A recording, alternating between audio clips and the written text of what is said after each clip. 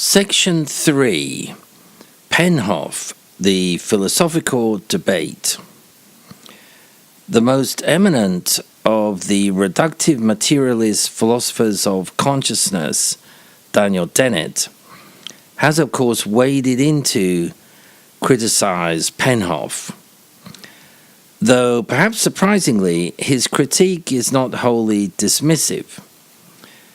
Dennett first concedes that some basic enlargement of the ontology of the physical sciences may be called for in order to account for the phenomena of consciousness. And he acknowledges that this is what Penrose is trying to achieve.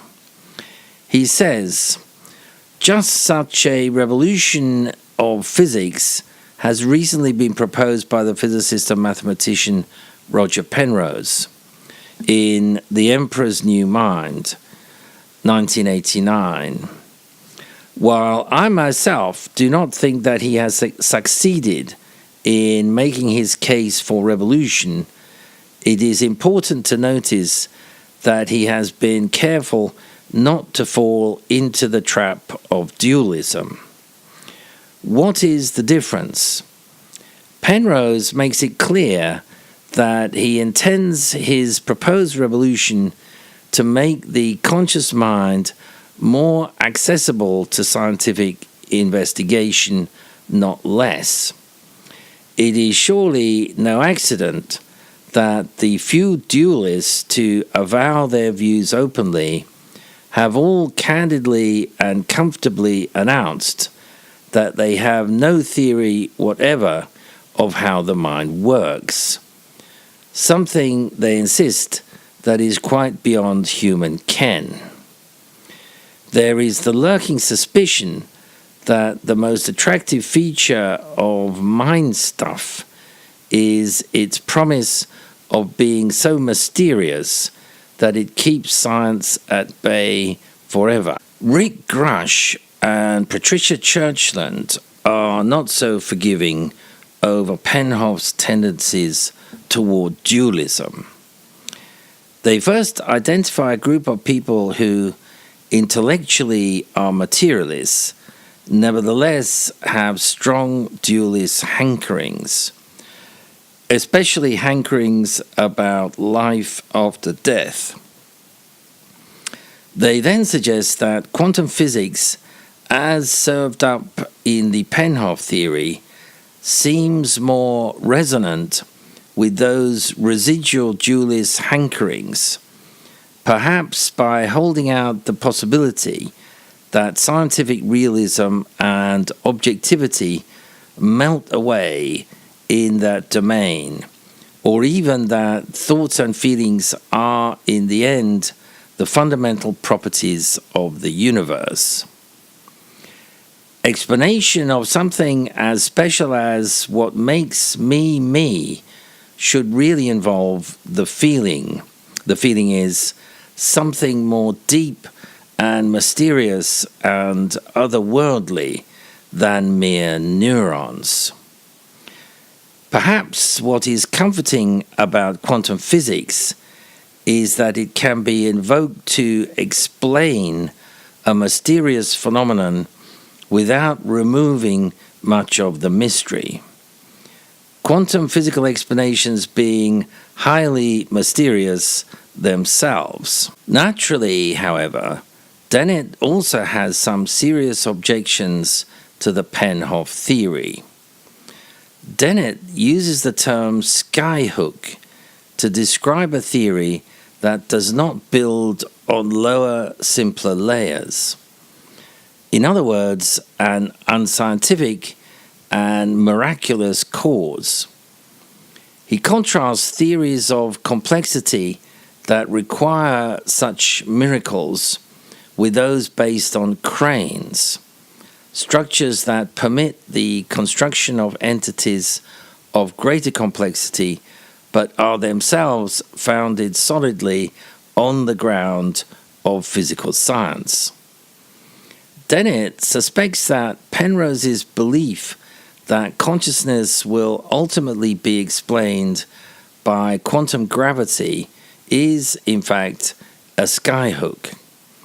Dennett says, Penrose proposes a revolution in physics centered on a new and still unformulated theory of quantum gravity, which he hopes will explain how the human brain transcends the limitations of algorithms. Does Penrose envisage the human brain with its special quantum physics powers to be a skyhook or a crane? He has definitely been looking for a skyhook. I think he'd settle for a new crane, but I doubt that he's found one. Dennett says of Penrose's faith in a quantum gravity explanation that there could not be a clearer, more heartfelt expression of the hope for skyhooks than this. He adds that, though we cannot yet rule out in principle the existence of a quantum gravity skyhook, Penrose has not yet given us any reason to believe in one. If his theory of quantum gravity were already a reality, it could well turn out to be a crane. But he hasn't got that far yet, and I doubt that he ever will.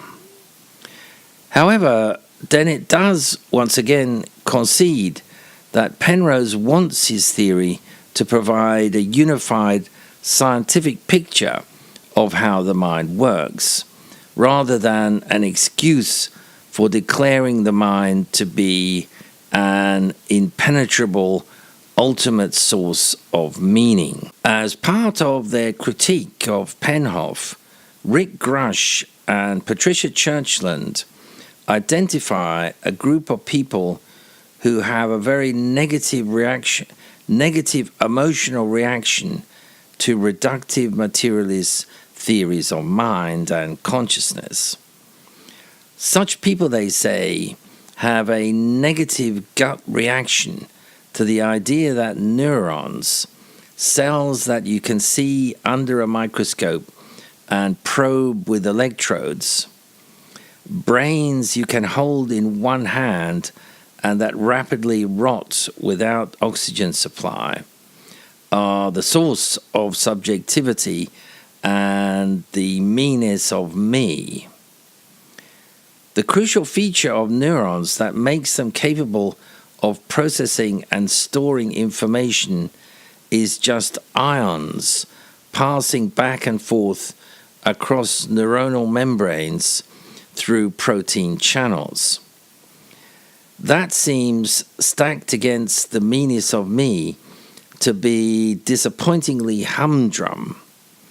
Even if there are lots of ions and lots of neurons and lots of really complicated protein channels. Grush and Churchland claim that the PenHoff theory is using the gullibility of such people to promote itself. Penrose and Hammerhoff respond to this by referring to the work of Antonio Damasio. This suggests that people's emotional subconscious mediated by the brain via the autonomic nervous system in their gut can provide them with useful information.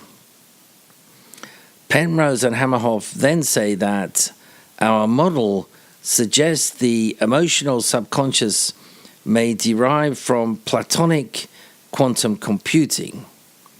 Perhaps the explanation is that some people are capable of perceiving subconscious gut feelings while others are not. Another line of attack that Grush and Churchland pursue concerns reductionism.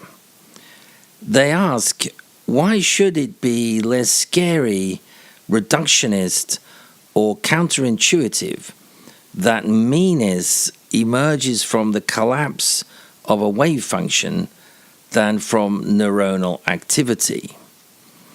In other words, their suggestion is that the explanation of consciousness offered by the Penrose theory, even if true, would still be just as reductive and indeed materialist as the neural cognitive theories which Penrose opposes.